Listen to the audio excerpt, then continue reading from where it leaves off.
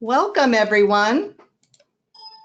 I want to welcome you to today's redtreehouse.org webinar, part of our special needs planning webinar series. My name's Janine Carroll, and I am the organizer for today.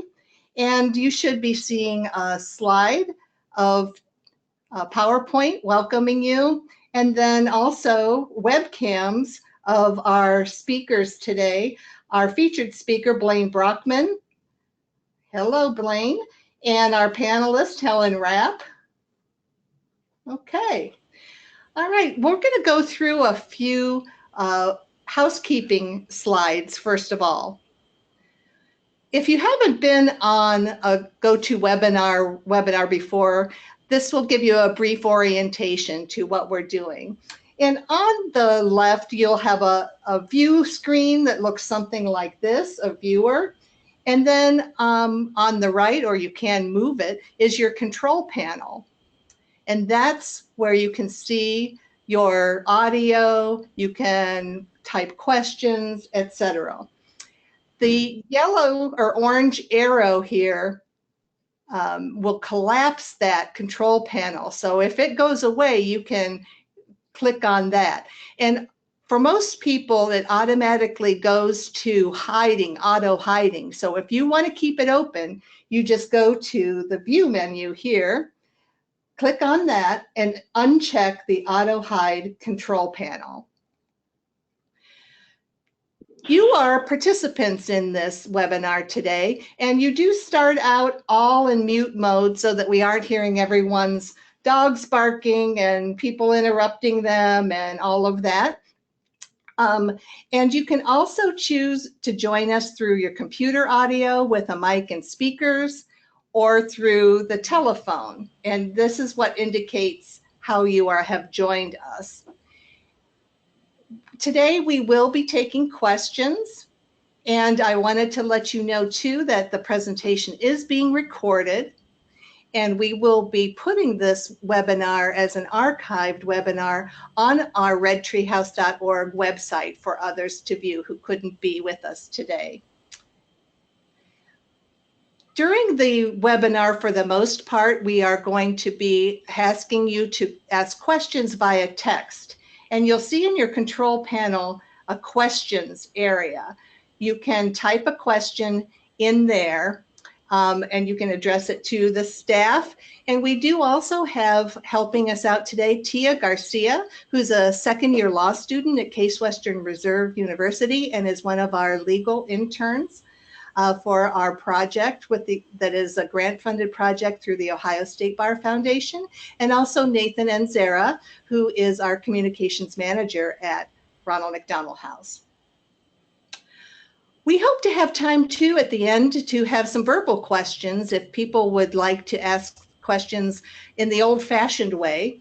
And what you can do then is raise your hand, and there's a little icon of a hand, and raise your hand. We will unmute you and then allow you to ask your question. Okay. So as I mentioned today, we are doing the first of a series of webinars on special needs planning, and we're so pleased today to have Blaine Brockman from HICKMAN and LOWDER with us.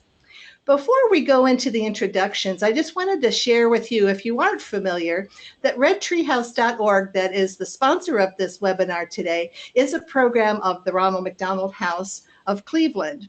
And if you've probably heard of Ronald McDonald Houses that are all over the world, in fact, there's more than 365 now. Our Ronald McDonald House of Cleveland has our 55-room house where we help families to stay and be close to their child so that they have a home-like environment and essential resources and services while their child's receiving some kind of medical care or health care of some nature in the area. And we also have 4 family rooms at area hospitals to help the families get a brief respite, a snack, a shower, sometimes do laundry, or even have a nap in our sleep rooms in some of them. And Ronald McDonald House of Cleveland is unique in that we have this other way to help support families that is a virtual way, and it is our Ronald McDonald Family Resource link, redtreehouse.org. And on the website, you can connect with organizations, events, and all kinds of resources that meet your specific needs. And I also want to shout out to our grantor. The Ohio State Bar Foundation has provided us a grant that's helping to make this webinar possible. And of course, the views expressed herein do not necessarily represent those of the Ohio State Bar Foundation. What would a legal webinar be without a legal disclaimer, right? Okay. And now this is our featured speaker, Blaine Brockman. And Blaine is an attorney and also a passionate advocate for improving the quality of life for people with special needs and the elderly. He's currently an attorney with HICKMAN and LOWDER and manages their office in Dublin. But before that, he did have a firm of his own. He operated Brockman Legal Services, a small firm law practice dedicated to special needs law and elder law. And Blaine does focus his practice on special needs estate planning, special education, elder law, public benefits, probate, and guardianship, all those things that you want to know about. He's a member of the Academy of Special Needs Planners and the National Academy of Elder Law Attorneys, and has served for 12 years on the Madison County Board of Developmental Disabilities and numerous other boards, including boards of the ARC, Community Housing Network, Advocacy and Protective Services Incorporated, and Creative Housing. And he received his JD from Capital University Law School with honors. And I can tell you, having just briefly gotten to know Blaine, he's a very warm and approachable person who we're honored to have be here with us today. We also have joining us as a panelist today, Helen Livingston Rapp, who Esquire, and Helen Rapp is an engineering manager and a new attorney licensed to practice in New York, although she lives in Ohio, and she is the parent of 3 adult children, 2 of whom have special needs. Helen is interested in helping families learn how to navigate the systems they need in order to help their special needs children. Her areas of particular interest include special ed, long-term care, and government benefits. Helen received her JD from Cleveland Marshall College of Law, and in addition to working full-time as an engineer, Helen is a very cherished volunteer with our program here, Red Tree House program and the Ronald McDonald House of Cleveland. She's the one who's been writing resource guides for Red Tree House, helping to oversee our other legal interns, and you may have seen her video. If not, it's on our website, so take a look at that when she talks about why she became interested in law and Red Tree House, and also her daughter Jane speaks. And Helen is a member of the New York State Bar Association and the Disability Rights Bar Association.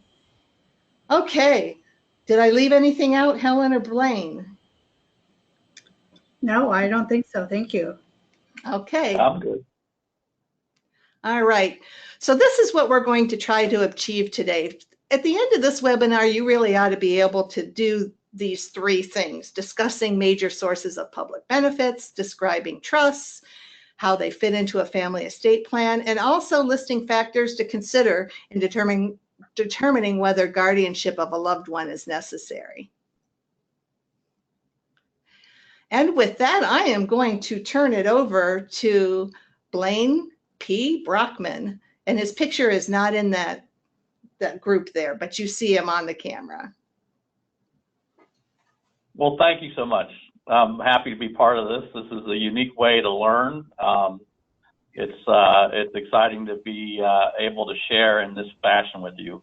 I usually do a lot of public presentations, and I walk around a lot. So if I get a little fidgety in my chair, just bear with me. I'll be okay. We're trying to make this as interactive as possible for you.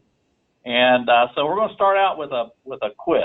I want to just sort of have you jot down. If you don't have the quiz in front of you, I think actually Helen, I think, brought it up. We're not going to answer the questions yet. I'll come back to them at the end.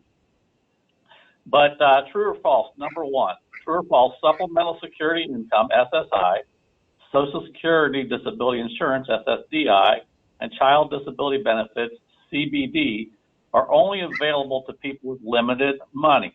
True or false? Number 2, true or false? Even Bill Gates will get Medicare.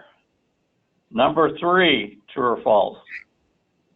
Medicaid waivers are an option for people if you don't want to go into a nursing home. And just like I said, we'll come back to these at the end. Number 4, true or false? If you're on SSI and your sister pays $60 for your electric bill, you could lose a little over $250 of your SSI benefit. Number 4A, if your sister pays $600, your $600 rent bill, you will only lose a little over $250 of your Social Security benefit. 5, if you are 35 and have been disabled since birth, you cannot start an ABLE account because you needed to apply before age 26. Number 6, if you're on a Medicaid waiver and receive a big inheritance from your family, you can keep the waiver if you allow someone else to claim the money before you receive it. Number 7, true or false? If you are a guardian of the estate of a person who runs up a large credit card bill that she can't pay, you are liable because you're responsible for that person's money. And the last one, true or false? If you do the right kind of special needs planning, you never have to worry about paying back Medicaid for benefits. So I'm going to come back to those at the end, see how you did, and we'll just move into the presentation. And throughout the presentation, we're going to have questions to ask you, and we're going to do a scenario too. So there's a lot to engage you here. But I like to call this presentation things that keep you up at night.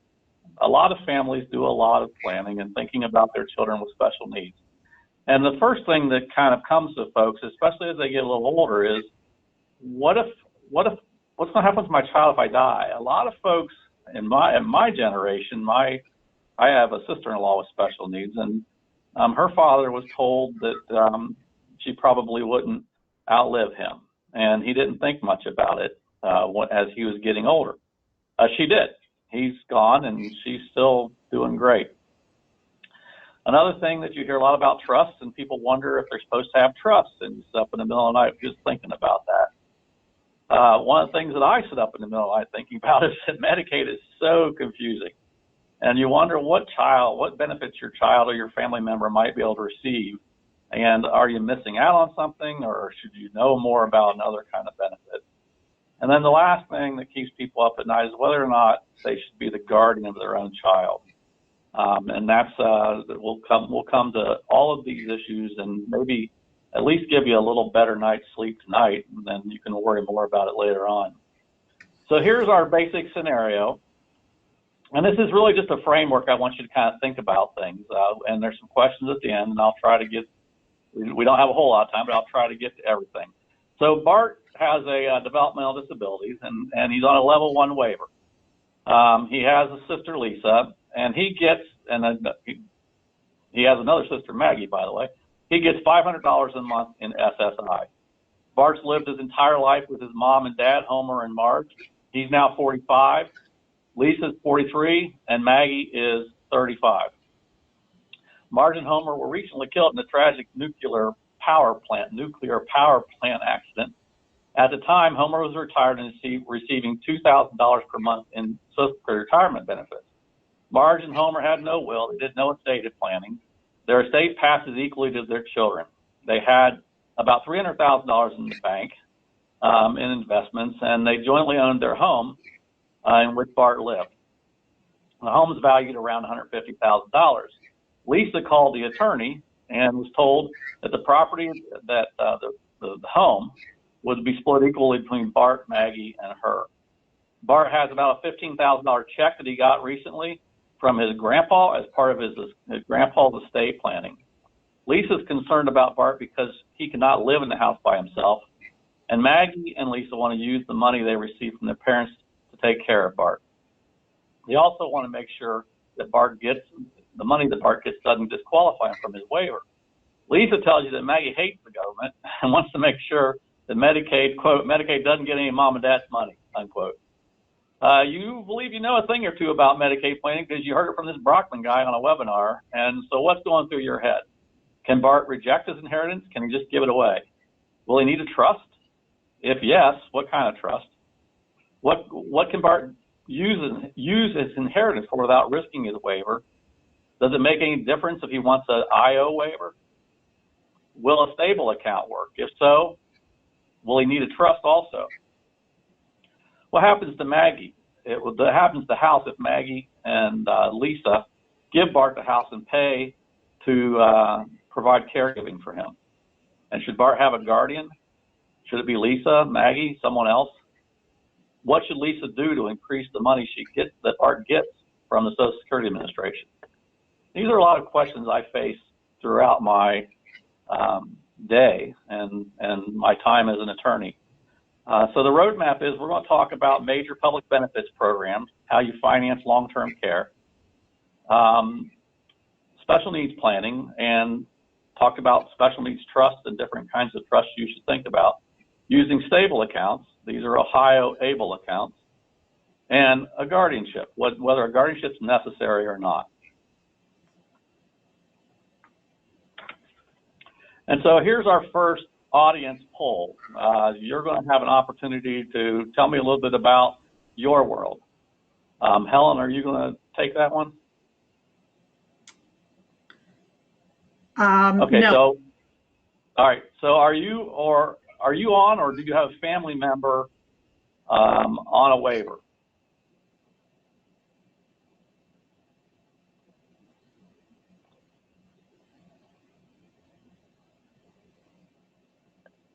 And you should select one. Yes, so everyone can participate in this and click the item that fits you best.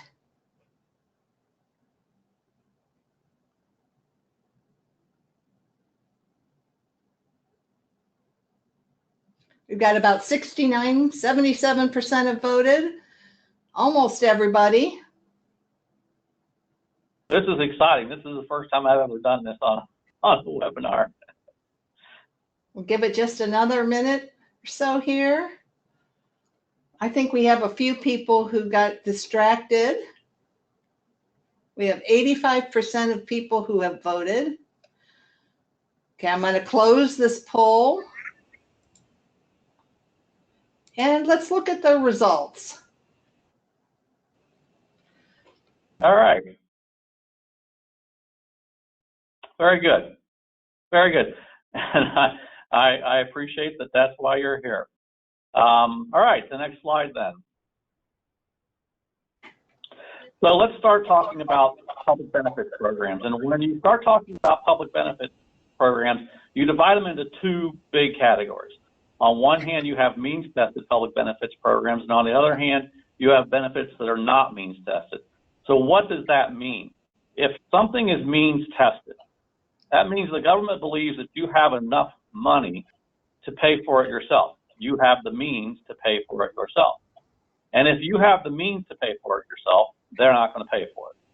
And so we'll go to the right side of your screen. The not means-tested programs are programs that doesn't make any difference how much money you have. You would be able to qualify for those programs if you're otherwise eligible for them. They include Medicare, SSDI, CDB, Child Disability Benefits. SSDI, by the way, is Social Security Disability Insurance. Some developmental disability services through county boards, and BBR services, or as they're now called, Opportunities for Ohio Disabilities. On the left side of your screen are the major means-tested programs. There's 5 there. I usually call them the big 4. The DD waivers are part of Medicaid. So the first one's Medicaid. The second one is developmental disability waivers. The third is SSI, Supplemental Security Income, not Social Security Income, Supplemental Security Income. And SNAP benefits, Supplemental Nutrition Assistance Program benefits. We used to call this food stamps. And then Section 8, and that's the rental assistance program. We're going to talk about Medicaid a little bit. We're going to talk about SSI, and we're going to talk about a couple of the means-tested benefit programs, the top 3 on that list. And so let's just go ahead and start into Medicaid. Next slide, please.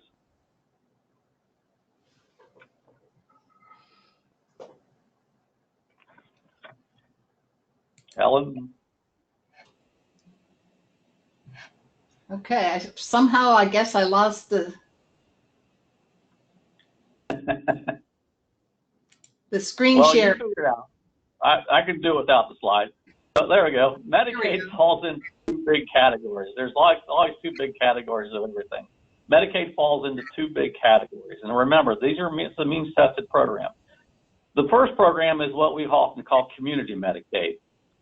This is Medicaid that you just received health care on. So this is just common Medicaid that you hear about a lot. It's day-to-day, outpatient, doctors, medicines, things like that Medicaid. You'll hear this called MAGI Medicaid, M-A-G-I Medicaid. That stands for Modified Adjusted Gross Income Medicaid. That is the Medicaid expansion. So under the Affordable Care Act, what some people know as Obamacare, Medicaid was expanded for states that chose to take part in the expansion, and Ohio has done that. And so your Medicaid eligibility is based on your modified adjusted gross income. And that's a tax term. And so it's taxable adjusted gross income. And if you're under 138% of the federal poverty level with your modified adjusted gross income, it's actually 133%, and they disregard 5%. So we all say 138% of the federal poverty level, you qualify for community Medicaid. The interesting thing about community Medicaid is there's no resource test for community Medicaid.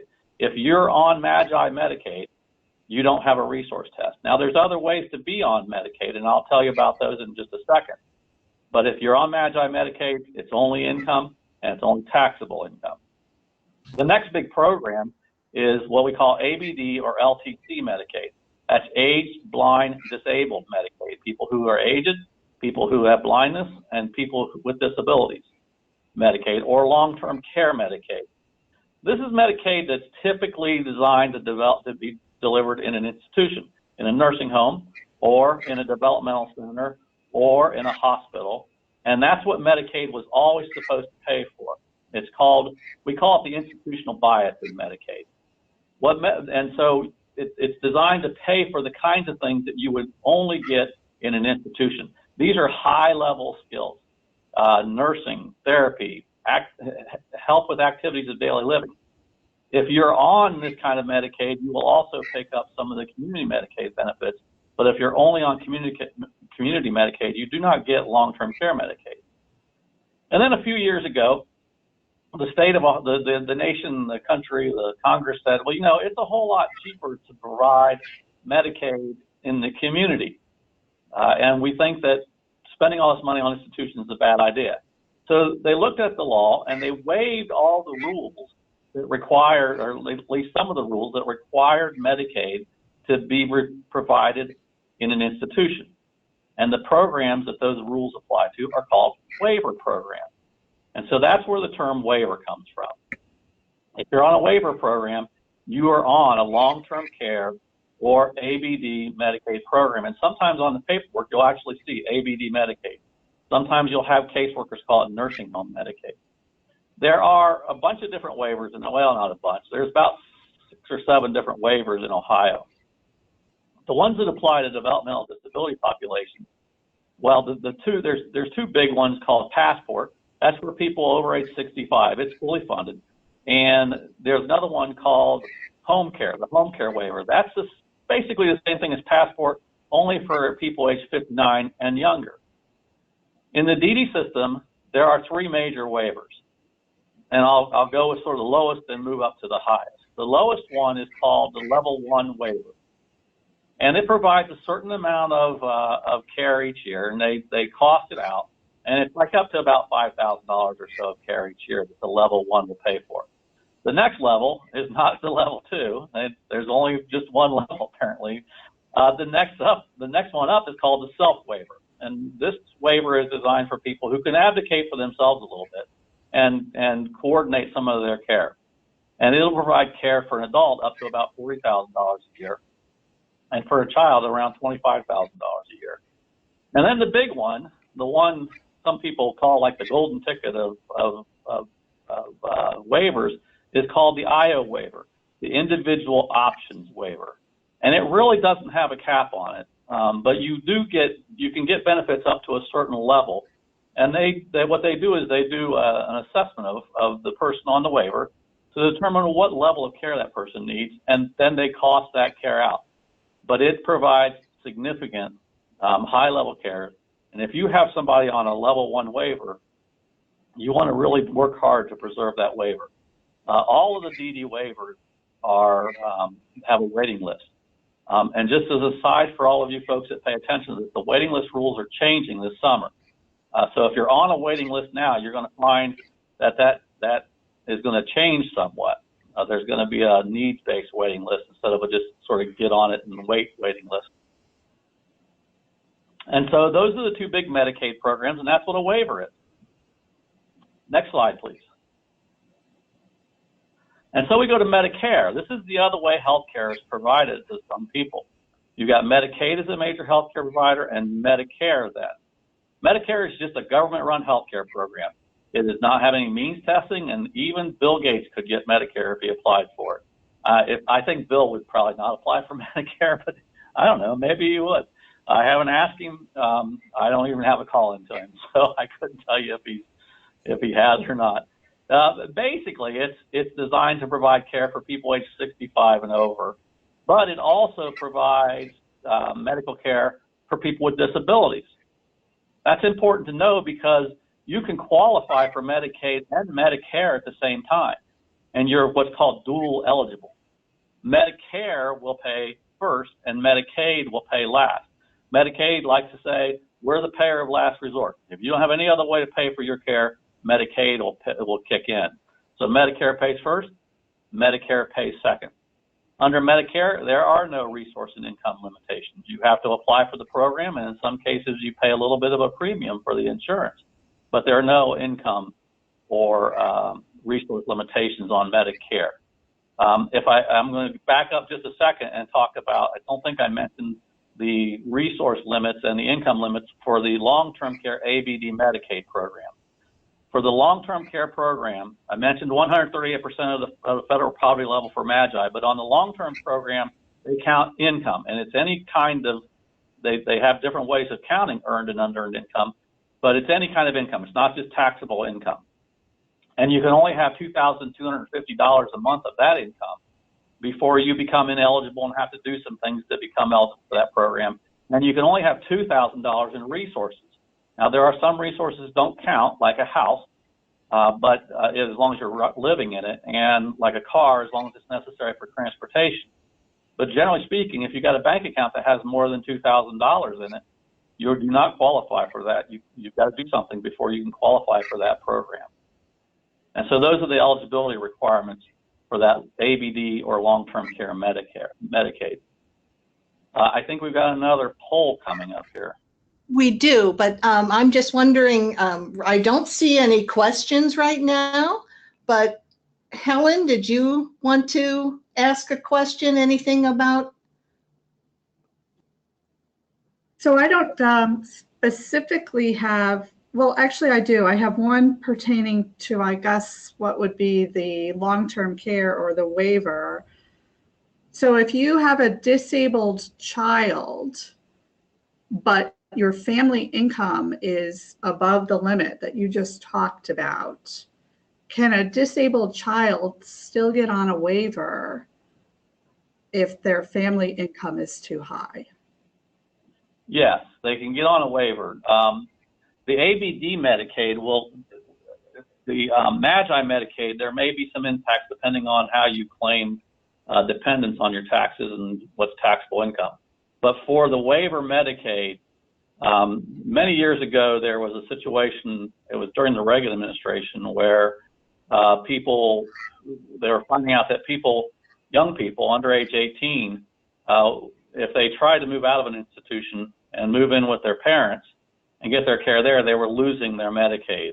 And so there was a woman called Katie Beckett that was involved in this, and that generated an awful lot of change in the law. And so in Ohio and a lot of states, if you're under age 18, your parents and your family members' income and resources do not count against you. Once you're 18, you stand alone. You don't, no other resources deemed to you. That's not the case with SSI, so just be careful about that. SSI will deem resources, and we're going to come to SSI in a little bit. They will deem resources of parents and income of parents to children, but the Medicaid waiver program won't. Okay, very good. I think the other question that I had pertaining to Medicaid and waivers, maybe it's maybe it'll go away this summer. I know that you mentioned that the waiver program would be changing, but do you have tips, like if somebody's been on a waiver waiting list for 10 years or so, what can a family do to make progress on getting off that list? Well, the challenge with being on a waiting list as they exist right now, and this is one of the reasons why they're modifying a little bit, is the waiting list has a lot of people on it that may or may not need the services at the time they move up to the top of the list. And so the list gets kind of crowded with a lot of people.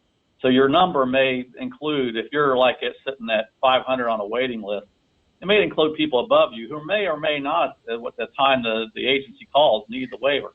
More importantly, there are priorities. And so you could be on a waiting list and someone could have an emergency. Like one of the emergencies would be if a caregiver died, a parent. They would then, it's not an emergency necessarily, but it's a priority. They would then move up the waiting list into the priority categories. And so what you find is people will be moving up and down the waiting list all the time. I might be 500 this year. Now I'll go up to 450 next year, and then I'll go back down to 520 the following year. That's especially in larger counties like Franklin or Cuyahoga.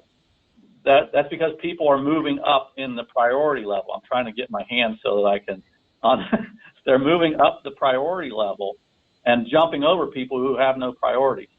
That's part of what they're trying to deal with the new waiting list. What they're really trying to do in the new waiting list is say, we're going to put you on that list based on the need you have. And so while you may have a high need individual right now who doesn't move up the waiting list very fast and doesn't pass, all things being equal, someone with lesser needs, that may rearrange a little bit. And so especially folks that are fairly independent might see their movement on the waiting list kind of go down a little bit and people with needs go up. It's going to attract a lot of attention. So did I answer your question? Yeah, I think so. So just stay tuned, it sounds like, right? Yeah, so your question was, there anything you can do? And the real is no, unless there's some kind of crisis or emergency that occurs. You should stay in contact with your county board SSA if you're on a waiting list for a county waiver, to make sure that you understand how those priorities work. Because I think some people don't understand when they move into a priority category. So stay engaged with your county board of developmental disabilities and make sure you understand those. Okay, great. Thank you. There was a question that was asked by one of our participants, and I apologize if this is going into the same thing, but it says, not sure if you'll go into this more. If you have a disabled child, should I be putting her on the waiver waiting list now, even though she won't move off of the waiting list that is needs-based until she is an adult? I've always understood she won't qualify now. My feeling is you should get on the waiting list when you can get on the waiting list. There was, under the old waiting list, there was some sort of incentive to get on the waiting list soon, because all things being equal, you sort of move up the list. Under the needs-based waiting list, I think you should get on the waiting list. Now you may not move up that waiting list depending on what the needs are, but I do believe you should get the assessment and get on the waiting list. Okay. All right, now our next poll is on benefits. So it should be launching now. Do you have a family member or a client that is receiving any or all of the following? SSI, SSDI, CBD or DAC? None of these. I don't know. Again, why do you think I'm here?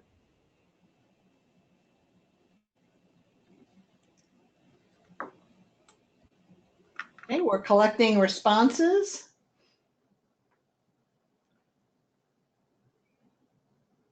We have 75%, 83%.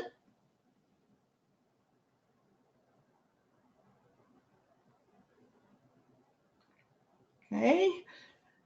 Anyone want to vote their last minute vote here before I close the poll? Okay, I'll close that. And let's share those results. Oh, quite a few with none. Probably quite a few folks with kiddos under 18 then in our audience. Okay. Yes. All right. So let's talk a little bit about these differences in these benefits. And you know, what you should understand is all of these programs. I do a lot of presentations on these programs. I can spend a lot of time on any one of these, and so you're really getting sort of a high level look at some of this. And I think that we're considering doing some more specialized webinars down the road, and I'll be happy to take part in some of those too, to sort of dig into some of these benefits a little bit more in more detail. So there are three big Social Security programs that are based on disability. And so you have to be disabled to get any one of these programs. And the Social Security definition is that you have a physical or mental impairment that's expected to last longer than 12 months or result in your death. And this is a big important and, it prevents you from being able to work, to engage in what they call substantial gainful activity. The reason why I say that's an important and is a lot of times when you engage with the Social Security Administration, you're thinking, well, I've got to demonstrate that I've got a disability. What Social Security really is a program that catches people when they fall if they can't work. And so always in the back of your mind, remember, you've got to demonstrate that a person can't be employed if you're going to meet the definition of disability under the Social Security Administration. And so there's three big kinds of programs. The first one is called SSI, Supplemental Security Income. All these are cash programs. These aren't programs that provide you Medicare or medical insurance itself. There's just a cash benefit that you receive. SSI is a means-tested benefits program, and they count income and they count resources. The resources are the same as Medicaid. You can only have $2,000 in resources, countable resources. On the income side, if you're not working, you can only have, as of 2018, about $750 in income, countable income, before they will disqualify you for SSI. If you're working, it's about twice that. There's a formula that they use where they disregard a certain amount of money and then they count half of the rest. And so it works out to around $1,500 a month in income before you would be disqualified for SSI. And so those are sort of the income thresholds for this program.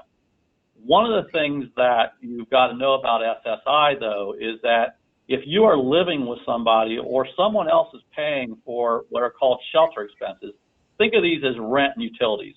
If someone is paying for your rent and utilities, you will get a reduction in your SSI benefit. In 2018, the SSI benefit is $750 a month.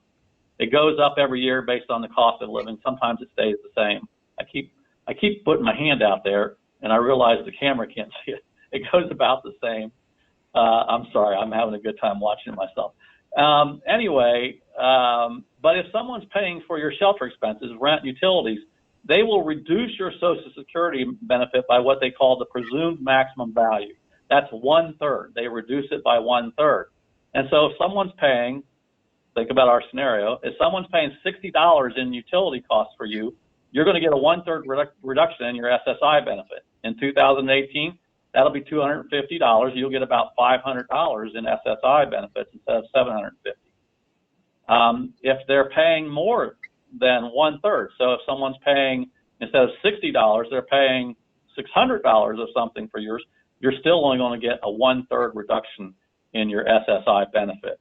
It's the presumed maximum value. You can rebut it at times, but generally think about it as being a 1/3 reduction. And so if you have somebody on SSI and they're getting like $500 or last year I think it was like $460, somewhere in there, you know that someone's paying for their rent and utilities. That's going to become important. I want you to stick that little notion of in-kind support and maintenance in the back of your head when we come to stable accounts. And so watch that. So that's SSI, $750 a month if you qualify.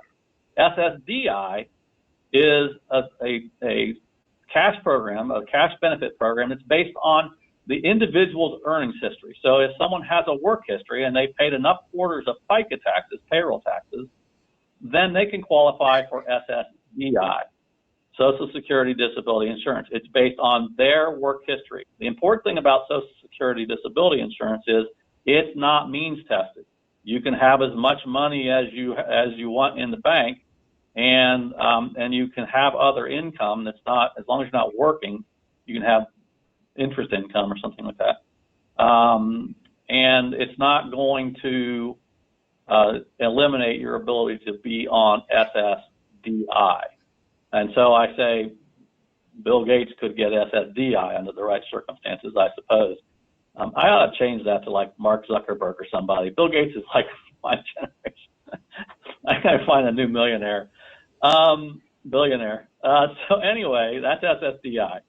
Child disability benefits. We used to call these DAC, disabled adult child benefits. So you'll still hear some of the old practitioners or caseworkers like me call it DAC benefits, but they're called child disability benefits. This is my favorite Social Security benefit program. It's easy to understand, and it's automatic when you apply.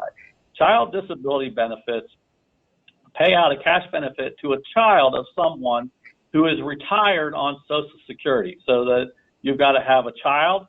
Their disability, important thing is their disability has to onset before age 22. So a birth disability or some disability that onsets as a result of maybe an accident or something like that before age 22.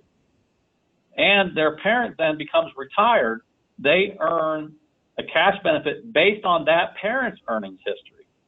And the calculation is real simple. If the parent is retired, the child earns 50%, an amount equal to 50% of that parent's benefit. And so if the parent is earning $2,000 on Social Security retirement, the child can get $1,000. They don't take $1,000 from the parent, they just get $1,000. Once that parent dies, the benefit goes up to 75%. And so that parent that's earning $2,000 for Social Security retirement benefits, as long as that child is still disabled and qualifies for the program, their benefits will go up to 75% of that amount. So that $2,000 will mean $1,500 for, did I do the math right? Yeah, $1,500 for that child. An important thing about these two, so all three of these programs have important characteristics when they relate to health care. If you're on SSI, in Ohio, you become automatically qualified for Medicaid. And it's not Magi Medicaid, but it is Medicaid. It's basically the same program. And as long as you are on SSI, then you qualify for that Medicaid program.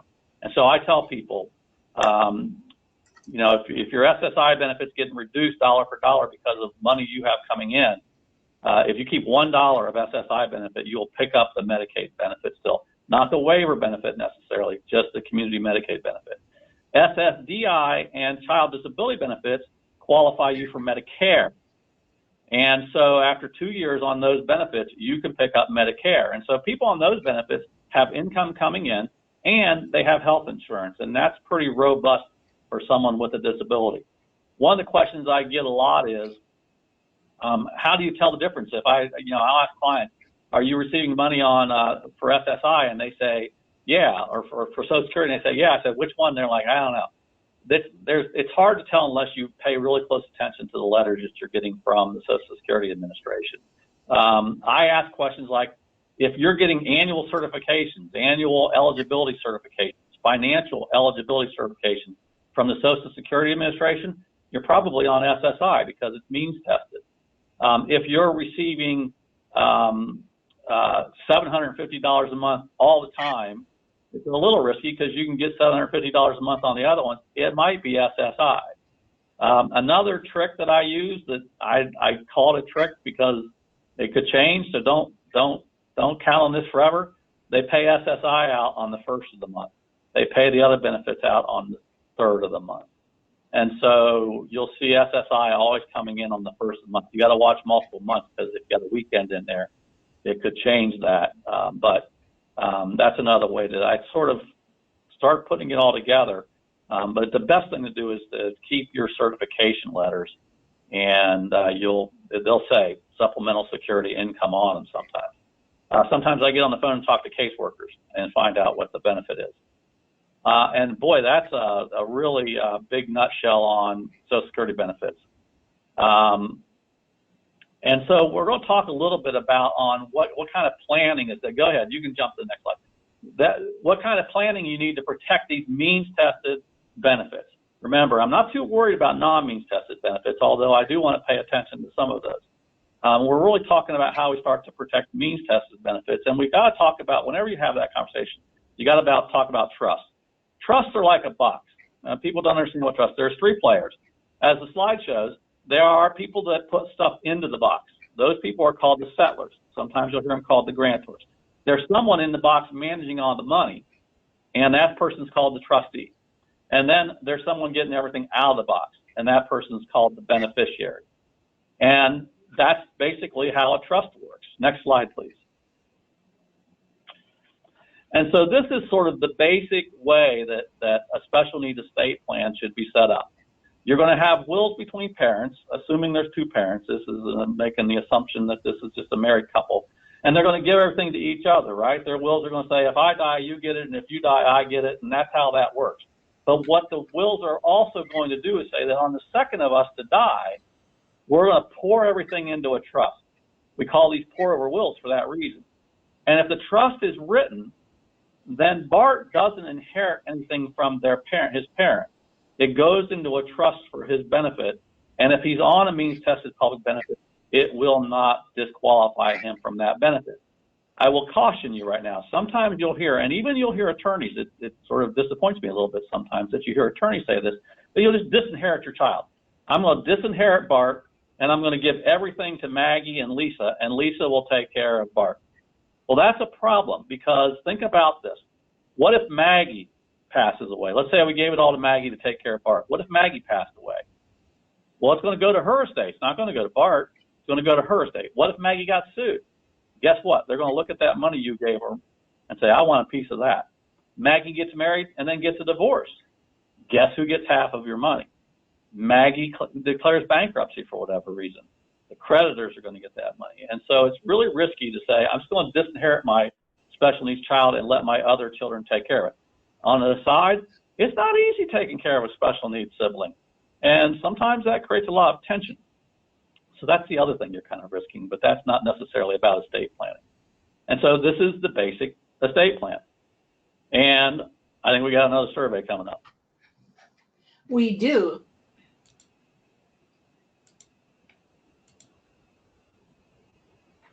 Do you or a family member, client, receive any of the following? Have any of the following? A wholly discretionary trust, a Medicaid payback trust, no trust, just trust me, I don't know. Okay, you can submit your responses. We have 67% have voted, 75%.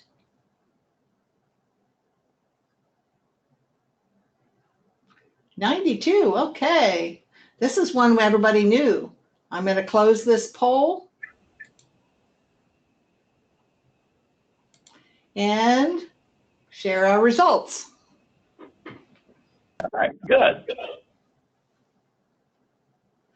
All right, so let me tell you a little bit about trust then. And there's two big kinds of trust, and they're the ones listed right there on top. Next slide, please. Okay.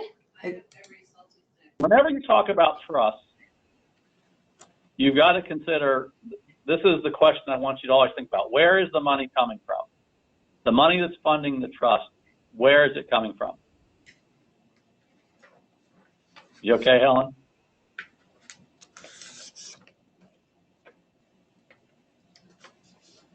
Are you not seeing the screen?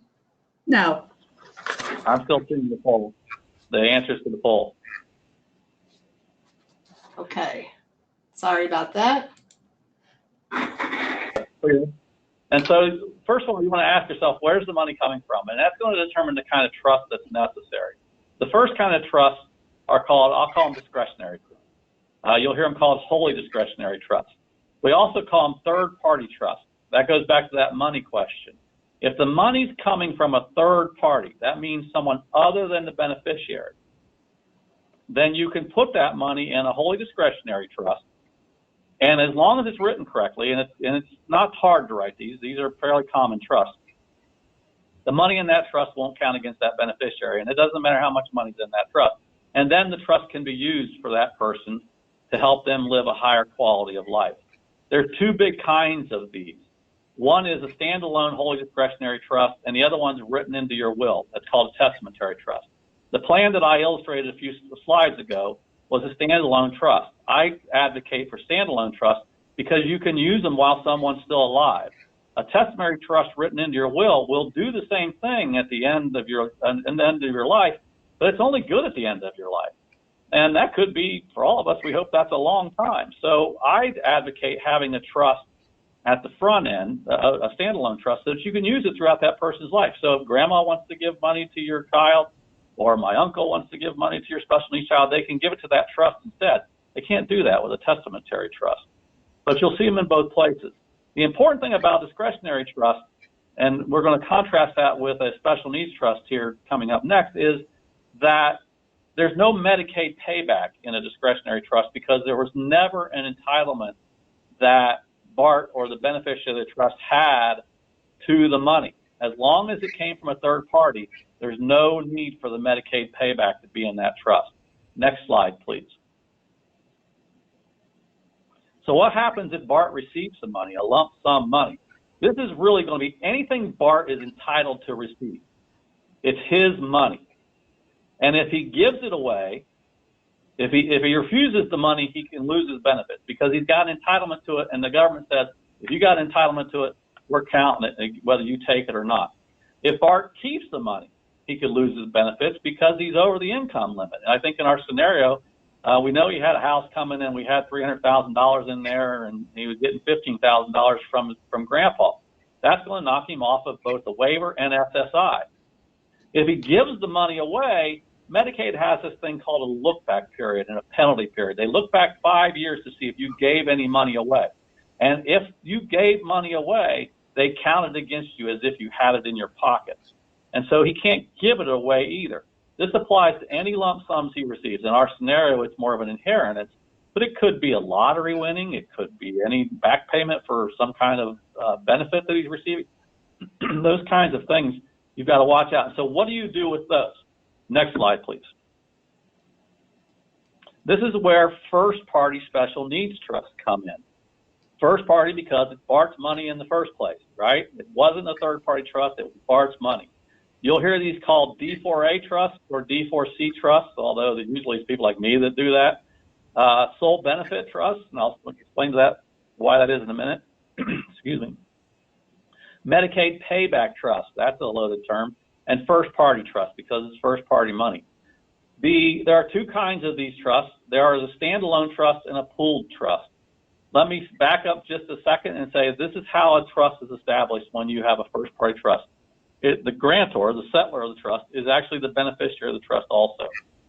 It can be it can be the individual, the person himself, but it can also be a court, it can be a parent, it can be a grandparent, or it can be a guardian. Only those people can set up a special needs trust. The reason why Medicaid doesn't care about these trusts is it has to say it's used only for that person's benefit. No one else can benefit from that trust. And as with a couple other things we're going to talk about, it's got a Medicaid payback in it. And what that means is upon the termination of the trust, usually at the death of the beneficiary, you got to pay back Medicaid all the benefits you receive. There's a standalone trust, much like a wholly discretionary standalone trust that's outside of any other document. And then there's one called a pooled trust. And all you up in Northeast Ohio may have heard of Community Fund Management Foundation. That's a pooled trust. That just pools a bunch of people with disabilities monies together, and then you have an account within that trust, and you can use it.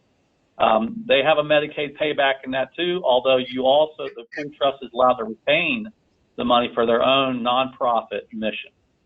And so that's what a special needs trust does, and that's what it's for. And I use these a lot, say in a personal injury settlement where I've got somebody that's receiving a big amount of money. It'll go into one of these trusts. And I think we are ready for the next slide. So you may have heard about stable accounts, and I bring this in right after special needs trust because the question is what is, can I use a stable account instead of a special needs trust?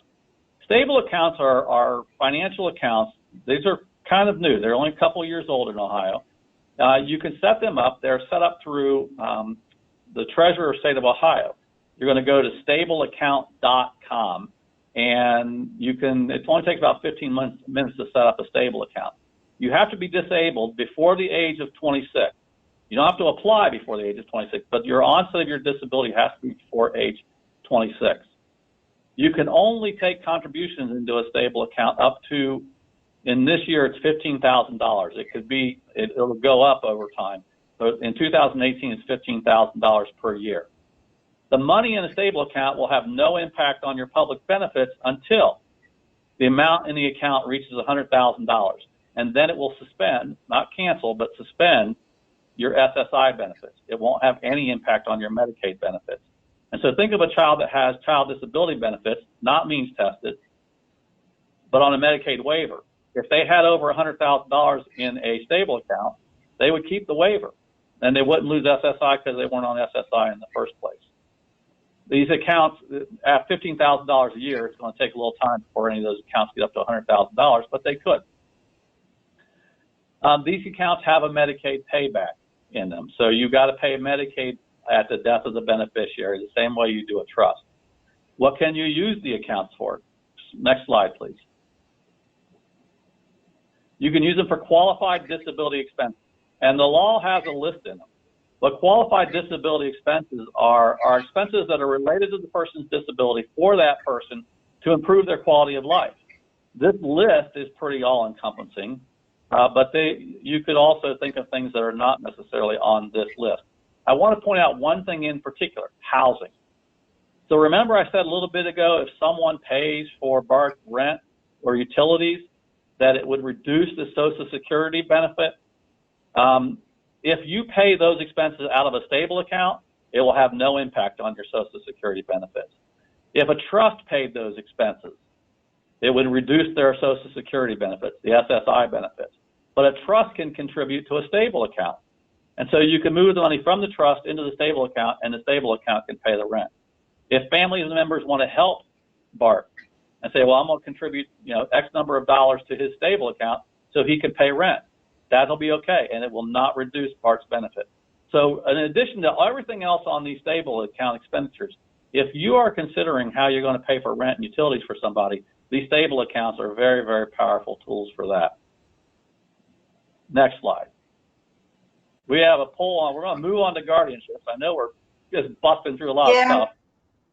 We also are short on time, so we're actually, we can stay on the line. I just don't know if people can continue, but we do have a few questions, so I think we'll skip this poll and go right into the slides. All right, that's fine. So basically, I get a lot of questions about guardianship. There are two types of guardianships in Ohio. One is the guardianship, the two big ones. There's a bunch of them, but two big ones. The guardianship of a person and the guardianship of the estate. For a person, it's just really their day-to-day care, their personal well-being. It has nothing to do with their finances, nothing to do with their estate. The guardian estate is a financial tool. So the guardianship of estate is going to monitor bank accounts, real property, all of that, and pay attention to that. You apply for a guardianship through the probate court, and you have to report to the probate court. I will tell you there's not a need for guardianship in every case. It's a case-by-case analysis. You're going to ask what level of competence does the person have to self-advocate? There's plenty of people that with disabilities that can advocate perfectly fine for themselves, and they don't need a guardianship. What is the complexity of the person's estate? If you're the rep payee for somebody, then that's all they've got is the rep payee is a Social Security payee. You don't need a guardianship of an estate. If they don't have a really complicated estate, then you don't have to worry about it. Are they able to effectively manage healthcare decisions? This is really the key reason why a guardianship of a person would be important for healthcare decisions. And are there lesser alternatives? Can you put a healthcare power of attorney in place or a financial power of attorney in place that would eliminate the need for a guardianship? You start mixing all these together, and then you have to determine whether a guardianship is necessary or not. If you come right in the front door and say a guardianship is absolutely necessary for everybody, I would absolutely disagree with you. If you came in the front door and said a guardianship is never necessary, I would disagree with you. So it's just a fact by fact question. I think the next slide is questions. So Helen, if you want to dig into the questions, I'll be happy to. I'm not in a hurry, so as long as the webinar's not shutting off, I'll be happy to. No, we can continue, but we will lose some folks who have to leave, but we can continue to address the questions. And Tia or Nathan, if you could read the question that was submitted. Why don't before people have to leave, why don't I do the true false real quick? Oh, all righty. Let me do that just so that anybody has to leave, they can have answers to the questions. So here's the true false. Supplemental security, SSI, SSDI, and CBD are only available to people with limited enough money. That's false. That only applies to SSI. SSI is means tested. True or false? Even Bill Gates can get Medicare. That's true. I don't think he'll apply, but he can get Medicare. True or false? Medicaid waivers are an option if you don't want to go to a nursing home.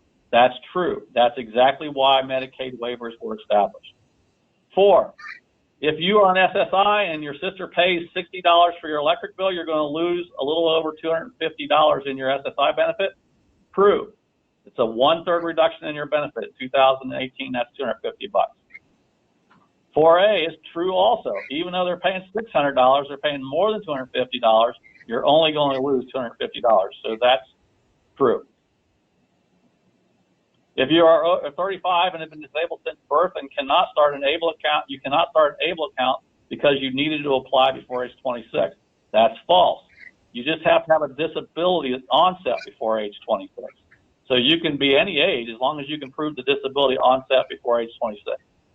Number 6, if you're on a Medicaid waiver and receive a big inheritance from your family member, you can keep the waiver. You can keep the waiver if you allow someone else to claim the money. No, that's false. Remember, I said if Bart gives the money away, he's entitled to it. They're going to count it against him. If you're the guardian of the estate of a person who runs up a big credit card bill and she can't pay the bill and she can't pay, you're liable because you're responsible for that person's money. I didn't address that, but that's false. You are not liable for the actions of the ward unless you act in bad faith. So if you said, go ahead and run that credit card bill up and let it happen, I suppose that could be a problem. But generally speaking, you're not liable for the actions of the ward, who is the person who's the subject of the guardianship. If you do the right kind of special needs planning, you never have to worry about paying back Medicaid for benefits. That's false. Under a special needs trust and under ABLE accounts, you would end up having to pay back Medicaid benefits, which to me is a fair trade-off. All right, now I'll go with the rest of the questions.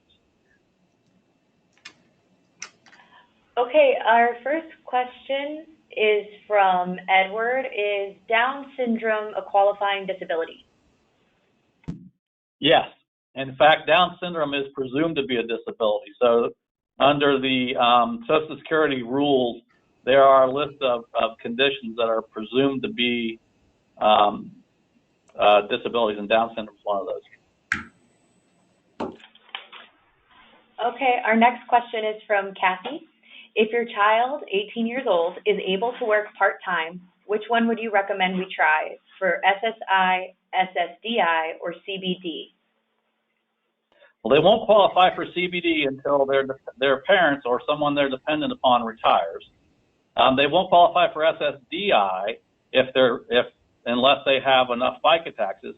And in all cases, if they're working, they may not qualify for Social Security benefits at all. If they're not working, SSI at age 18 is usually something I recommend.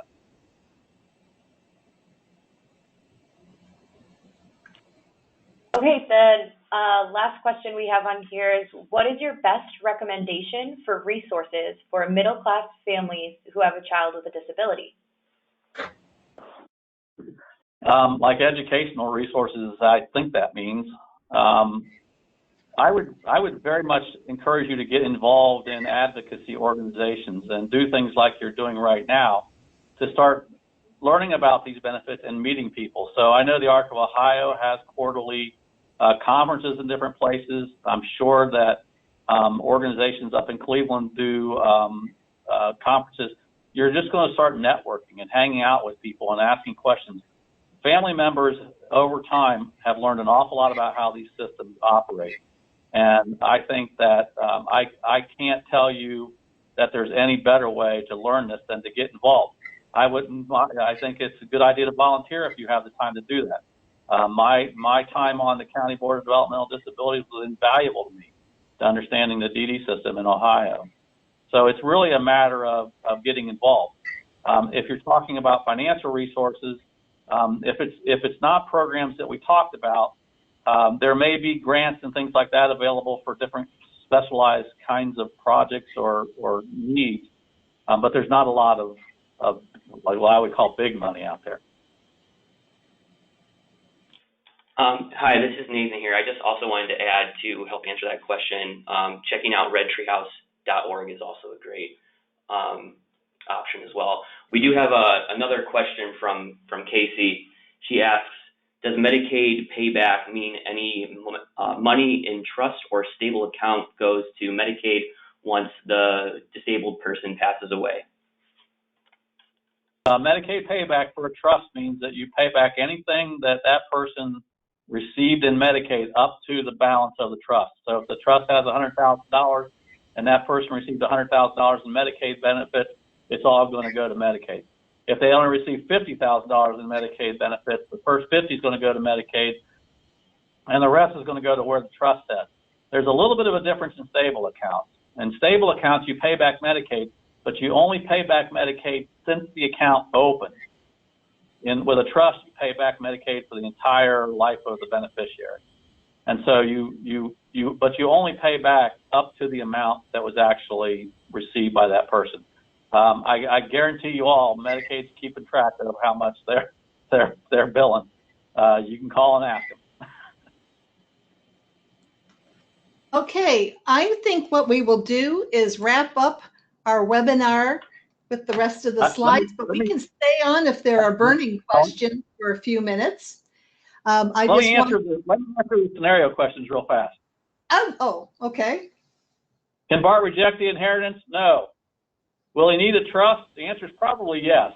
What kind of trust? The inheritance has to go into a first-party payback trust. If Marge and Homer had done the right thing, they could have set up a wholly discretionary trust, and he wouldn't need that. Can he use his inheritance without risking the waiver? Yes, if he spends it on stuff, but he's got to spend it pretty fast. That inheritance is probably going to risk his waiver. Will a stable account work? For that $15,000 check? Yeah. Or for the first $15,000 of other money? Yeah. But after $15,000, he can't make a contribution until next year. What happens if Maggie lets him keep the house? I mentioned the house is not a countable resource, so Bart can live in the house, and Maggie and Lisa can help pay for caregiving. Should Bart need a guardian? It's a fact question. We're not sure enough about that. And what should Lisa do to increase Bart's money? She should apply for child disability benefits. You don't get them unless you apply. And so she should go to Social Security Administration and say, hey, Homer was making $2,000. Seems like Bart ought to get more in child disability benefits. Thank you so much. I'm still wanting to hang around for a little while longer. I could do the one. Yeah, and I wanted to show this slide that has the numbers for Hickman Louder. Also on the webinar, there are handouts with Blaine's complete bio, and it has his contact information in there. I just wanted to remind you all that we have another webinar scheduled for May 23rd, Financial Strategies for Families with Special Needs by Katie Bryan with the Special Needs Planning team of Skylight Financial Group. And also, if you have questions about Red Tree House or any of our webinars, you can always reach out to me, and my email is on all of the information and the correspondence that you got. You will be receiving a survey, follow-up survey. It will, as soon as the webinar is closed, it'll pop up. You can do it then, or you can also do it after you get it in your email. So we wrapped up. Thank you for your patience as we ran over a little bit, but yes, we can continue to take questions if anyone has a question. I actually had a couple of questions that I thought we could talk about, Blaine. Yep. Okay. So if you have a scenario where you have, say, an adult disabled child receiving SSI, and then a parent retires and you apply to have that child now receive the child disability benefit because it's a greater amount, is there a risk that the child's Medicaid is going to become Medicaid ineligible? And do you have to do something to protect against that? The only real risk is that if the income puts the child over the Medicaid income threshold, and this would be really a matter of, usually a matter of long-term care Medicaid. So you always have to watch income levels. There's always a way to deal with income, though. In Ohio, there's these things called Miller Trust and QI. You'll hear them called QIT. They're basically just a really simplified trust that you can flow income into and stay qualified for Medicaid benefits. It's really kind of, I don't want to get too far in the weeds into it, but just to say that whenever you get an increase in income, you always have to watch to make sure you're staying under that income threshold. Now, that said, you'd have to get a pretty big Social Security bump to hit that threshold. So that was the only thing to watch out for. The other thing is that you always have to watch out for is once you get more income, you've got to keep your bank account low. So you've got to, that's where a stable account would become really, really kind of handy if you qualified for a stable account. Because if you start getting more income, you got to spend it or do something with it to keep your bank account below $2,000. That's been a real problem for people with disability for some time, and it's a frustrating thing. Okay. Also related to this child disability benefit, I'm assuming the child can only collect from one parent. So say you have a parent who retires and they start collecting the child disability benefit, and then the other parent, maybe who is earning more money, retired, can you switch to maximize the benefit for the child, or is it just like pick once? Nope, it's the one that earns the most. And so you switch to the one that earns the most. The only sort of caveat I'll say to that is there's a family maximum that Social Security calculates. So if there's more than one person receiving benefits from that person's eligibility, you could hit these family maximums that they have. But generally speaking, you're going to earn that child disability benefit from the parent that's earning the most. I'll also mention, for just to pay attention, it doesn't necessarily have to be the parent.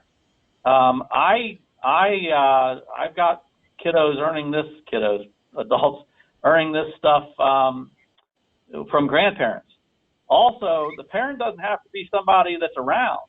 One time I went into a Social Security office and we found a father who abandoned that child when the child was born. A biological parent is deemed to be a dependent of the child, or the child's deemed to be dependent of a biological parent. We found that guy after age 65. This kid had never met her biological father, and she started earning a benefit based on that man's retirement history. Okay, great. So the question of who a parent or a dependent is not just the mom and dad. Okay.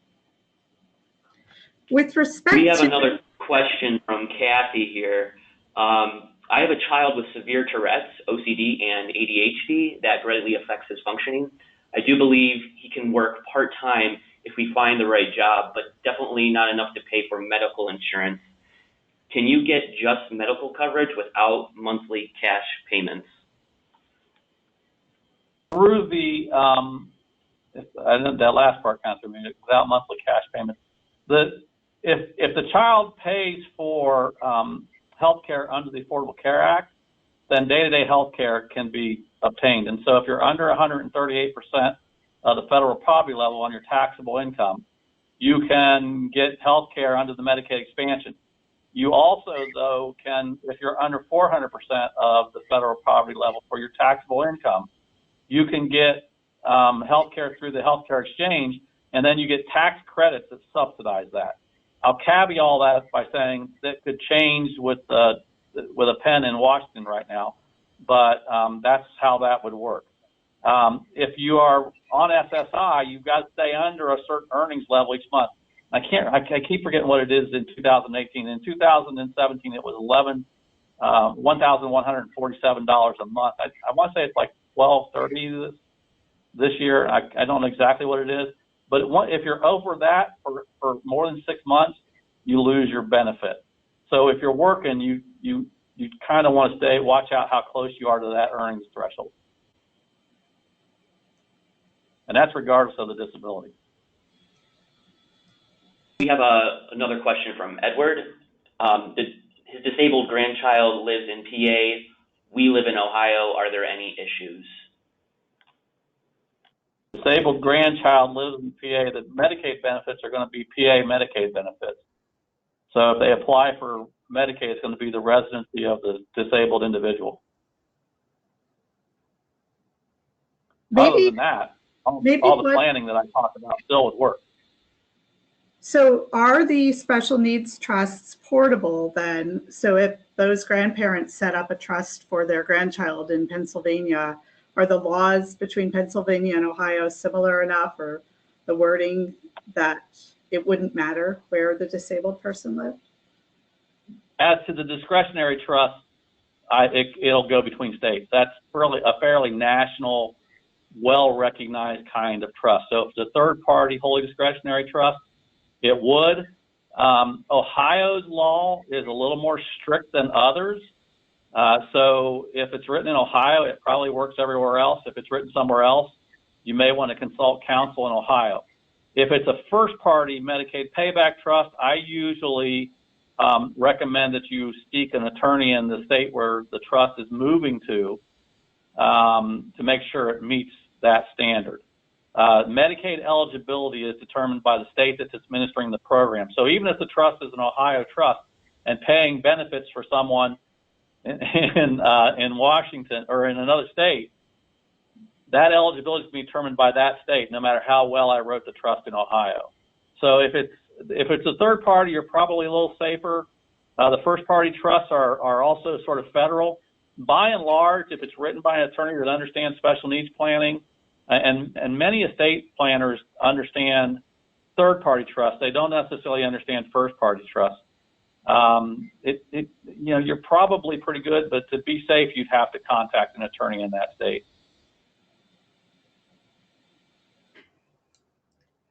Okay, Nathan, I think it looks like there was. Go ahead. I'm sorry, I was just saying that was the conclusion of the questions that we had. Okay. Well, I want to thank you, Blaine, for being here today, and Helen for participating. We look forward to additional webinars, and Blaine has even indicated that he might be willing to do some follow-up just with Q&A for the whole time. And I actually have a question in our survey. If you would attend such a session, if it's convenient for you and you would attend that, let us know so we can get that on the books. Okay. Ask an attorney.